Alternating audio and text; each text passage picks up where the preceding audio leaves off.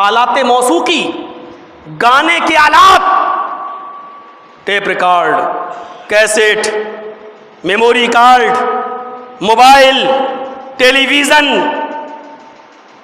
اس زمانے میں یہ سب نہیں تھے، لیکن معازف کہہ کر سب سمیٹ لیا. یعزف علی رؤوسہم المعازف، ان کے سروں کے پاس یعنی ان کے دل کے پاس، ان کے قریب یہ ساری چیزیں، گانے کی ساری چیزیں رکھی ہوئی ہوں گی. ہائے ہائے، لوم چلا رہا ہو، گانے سن رہا ہے. جتنا وہ رات بھر محنت کر کے کمایا ہے سب حرام. ڈرائیورنگ کر رہا ہے، گاڑی چلا رہا، گانے سن کے جا رہا، جتنا کمایا سب حرام. اور وہی چیز اپنی بیوی کو کھلائے گا، وہی چیز اپنے بچوں کو کھلائے گا. یہی اولاد اب بڑے ہو کر اس کے جوتے مارے گی، کیونکہ حلال کے اثرات اب اس کی زندگی پر مرتب ہوں تو کہاں سے ہوں؟ تم نے پرورش کیسے کی ہے؟ بہک جاؤں گا، دوسری طرف چلا جاؤں گا میں اگر یہاں سے میں نکلا تو. غور کرو، اللہ کے نبی ابن ماجہ کی روایت 1400 سال پہلے عید رمضان کے 30 روزے رکھنے کے بعد دیکھیے اب یہ چیزیں آپ کے سماج میں رائج تو نہیں ہو رہی ہیں. آپ نے پھر سے راتیں جاگنے کے بعد، قرآن کی تلاوت سننے کے بعد کہیں سے پھر آلات موسیقی کو اور شیطان کی آواز کو پھر سے اپنے دل میں جگہ تو نہیں دے دی ہے.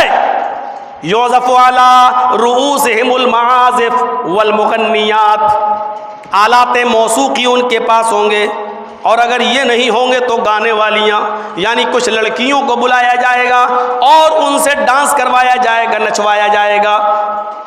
ہاں، ہمارے سماج میں لڑکیاں تو نہیں آتی ہیں گانے کے لیے، لیکن لڑکیوں کے ڈانس دیکھے جاتے ہیں، موبائل پر ان کے گانے سنے جاتے ہیں. ایک ہی معنی ہے، ایک ہی مفہوم ہے. چاہے پیسہ دے کر لڑکیوں کو بلاؤ یا نیٹ پہ خرچ کر کے لڑکیوں کے گانے، فلمی دنیا کی ہیرو ہیروئنوں کے گانے آپ اپنے موبائل میں اگر سن رہے ہیں تو ایک ہی حکم میں داخل ہے. یعزف علی رؤوسہم المعازف، آلات موسیقی ان کے سروں کے پاس یعنی ان کے پاس ہوں گے، گانے کے آلات ہوں گے. والمغنیات، اور گانا گانے والیاں ان کے پاس ہوں گی، یعنی وہ گانے والیوں لڑکوں سے زیادہ لڑکیوں کے گانے سننے کے شوقین ہوں گے.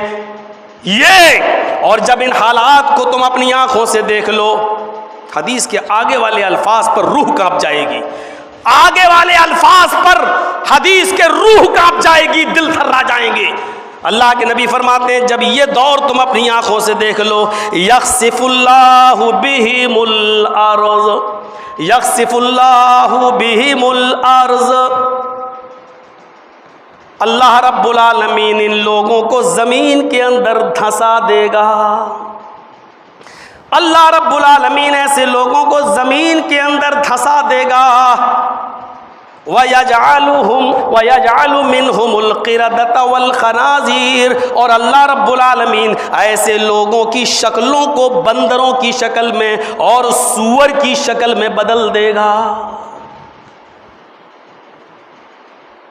گائیے شوق سے، لگائیے گانے اور کر دیجیے اپنے روزوں کو پامال، اور پھیر دیجیے ان روزوں پر پانی، جس کے بارے میں کل میں نے عید کے خطبے میں کہا تھا کہ وَلَا تَكُونُوا كَالَّتِي نَقَضَتْ غَزْلَهَا، اس عورت کی طرح مت ہو جاؤ جو بڑی محنت سے کپڑا بن کے تیار کرتی ہے اور پھر اس کے بعد ایک ایک تار اس کو لے کر بیٹھ جاتی ہے اور چیتھڑے چیتھڑے کر دیتی ہے، الگ کر دیتی ہے.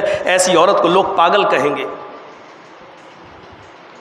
جس نے اپنا مکان بنایا اور پھر بیٹھ گیا ایک ایک اینٹ توڑنے کے لیے اور پورا گھر توڑ کے چکنا چور کر دیا، ایسے لوگوں کو لوگ پاگل کہیں گے.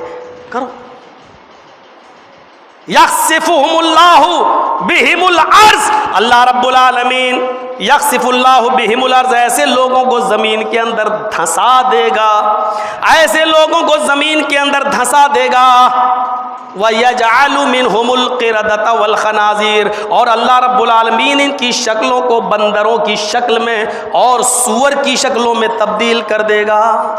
آپ کیا سمجھتے ہو سور بن جانے کے بعد یقین کرو گے؟ نہیں. اگر کسی کی حالت بندر جیسی ہو گئی ہے تو یہ بھی بندر بنانا ہے.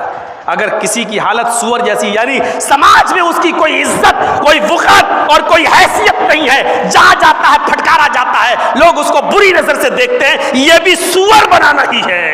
सूअर का मतलब ये नहीं कि वो लैट्रीन में जाकर लैट्रीन खाने लगे और नालियों में जाकर मुंह मारने लगे तभी आप कहेंगे कि अल्लाह ने इसको सूअर बनाया। अगर उसकी हालत सूअर की तरह कर दी है तो मेरे समाज में ऐसे बहुत से लोग पड़े हुए हैं मेरे भाइयों, देख लो कि जिनकी हालतों पर आपको तरस आएगा कि कल क्या थे, आज उनकी हैसियत क्या है।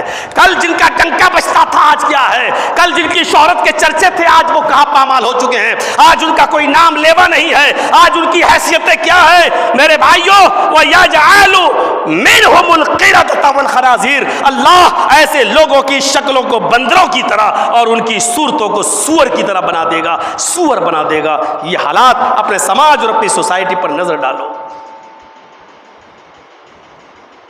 आप क्या समझते हो कि टीवी लगाकर गाने सुन लिए समाज के बहुत इज्जतदार आदमी बन गए? अगर गानों से किसी को इज्जत मिली होती तो मेरे भाइयों दुनिया में बहुत सी हीरोइनें ऐसी हैं कि जो अपने घरों में ऐसे हालत में मरी हुई पड़ी हैं कि जब उनकी लाश को निकाला जा रहा था तो अल्लाह की कसम लाश निकालने वाले अपने नाकों पर मास्क लगाए हुए थे, उसकी बदबू नहीं सूंघी जा रही थी। अगर गानों से किसी को इज्जत मिल रही होती तो गाने गाने वालियां इस हालत में मरने वाली नहीं होती। वो माइकल जैक्सन जिसको 150 साल जिंदा रहने का फख्र था, कहता था कि मैं 150 साल तक जीऊंगा, अपने जिस्म का कोई हिस्सा ऐसा नहीं था जहां उसने प्लास्टिक सर्जरी न कर रखी हो, और जिसकी टांगे और कमर के मटकाने की स्टाइल में आज तक दुनिया में कोई उसका हम मुकाबिल पैदा नहीं हो सका और कोई उसकी तरह दूसरा नहीं हो सका। 60 और 65 साल की जिंदगी में मर गया। गौर करो मेरे भाइयों, उसकी जब बॉडी की पोस्टमार्टम हो रहा था तो डॉक्टर कह रहे थे कि किस हिस्से का पोस्टमार्टम करें, हड्डी के अलावा तो कोई चीज़ रह नहीं गई। कहाँ किसी को कोई इज्जत मिलती है इनकी वजह से, और आखिरत बर्बाद होती है। सवाल अल्लाह के नबी सल्लल्लाहु अलैहि वसल्लम फरमाते हैं ला यकूनन